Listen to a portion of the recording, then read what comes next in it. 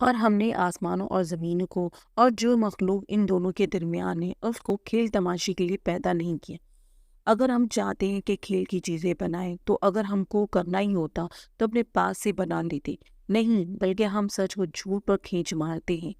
تو وہ اس کا سر توڑ دیتا اور جھوٹ اسی وقت نابود ہو جاتا ہے، اور جو باتیں تم بتاتے ہو ان سے تمہاری خرابی ہے، اور جو لوگ آسمانوں میں ہیں اور جو زمین میں ہیں سب اسی کا مال ہے، اور جو فرشتے اس کے پاس ہیں وہ اس کی عبادت سے نہ تکبر کرتے ہیں اور نہ اکتاتے ہیں، رات دن اسی کی تسبیح کرتے رہتے ہیں، نہ تھکتے ہیں اور نہ تھمتے ہیں۔ بھلا لوگوں نے جو زمین کو کی چیزوں سے بعض کو معبود بنا لیا ہے تو کیا وہ ان کو مرنے کے بعد اٹھا کھڑا کریں گے؟